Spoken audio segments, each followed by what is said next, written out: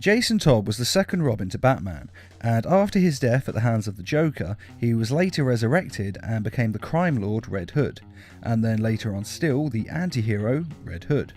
But when he returned, why did he decide to call himself the Red Hood? After all, the Red Hood was a villain and Jason Todd was in life a hero. And Red Hood was also the one-time name of the man who killed him. Well, this video is going to look over the subject and cover the possible reasons. The first reason that comes to mind is that being a crime lord was part of his overall plan. When he returned to Gotham, he decided to take over the criminal element as a crime lord.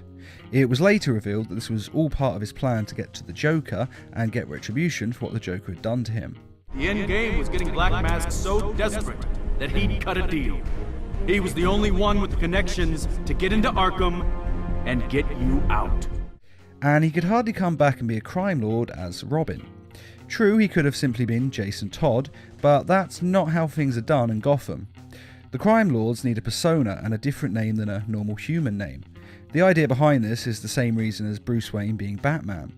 As a man, it's easy for them to be defeated and destroyed, but by becoming more than a man, a symbol, it increases their power in the minds of men, and makes them seem larger than life and harder to kill, and they must be obeyed. Though in reality, of course, they're no different at all, but criminals are a superstitious and cowardly lot.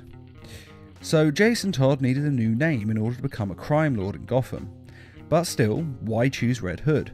After all, any supervillain novelty crime act name would have done. Well, Red Hood was the name that the Joker was using on the night he became the Joker. He was just a normal guy before this, wearing the Red Hood outfit, when Batman attacked him, causing him to trip and fall into a toxic vat that transformed him into the Joker. For more details on that, check out the Joker's origin, a link to it is in this video's description. And being the Red Hood was kind of a middle finger to the Joker, as he was stealing his old persona and making it his own, in a way taking something back from the man who took everything from him. I used to wear an outfit a lot like that. Mine was more flashy maitre d' than motorcycle fetish. But it's not just about the Joker. In fact, I'd say it's only partly about the Joker, but mainly about Batman. Because it's also a middle finger to Batman, and designed to shock him. You see, Batman's greatest mistake was creating the Joker. This was an accident, but Batman still played a hand in the Joker's creation. Attacking him while he was dressed as the Red Hood directly led to the birth of the Joker. And Batman's greatest failure was later being unable to stop the Joker from killing the second Robin, Jason Todd.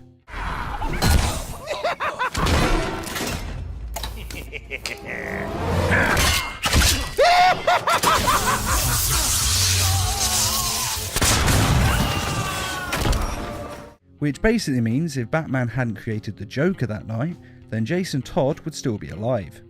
So when Jason Todd came back to life, he became the Red Hood to be the personification of Batman's greatest failure, to jar Batman and rattle and rile him up and cause him to think about his failures, and thus make him less effective. And as I said, just to piss him off. When Jason returned from the dead, he was angry at Batman. Not so much for failing to save him, obviously that would annoy anyone, but he actually forgives him for not saving him. His real grievance is that he didn't avenge him. He didn't kill the Joker. If he had taken you from this world, I would have done nothing but search the planet for this pathetic pile of evil death-worshipping garbage and send him off to hell! Now, I can understand him wanting the Joker dead. I think we all can. After all, he was responsible for killing him. But heroes aren't supposed to be consumed by violent revenge, or at least not so much that they kill people, though broken bones and extensive brain damage is fine.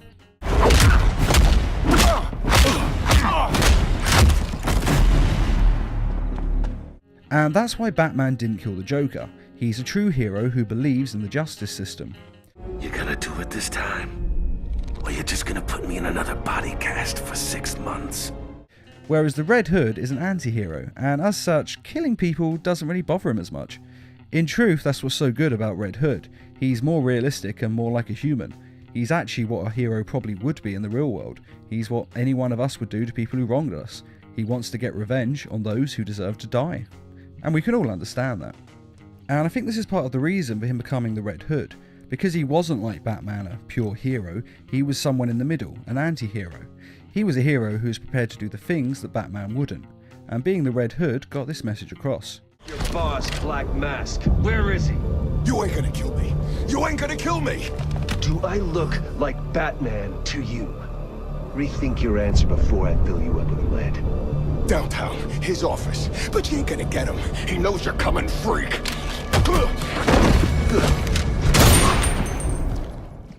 And of course, it was both a stab at the Joker and at Batman.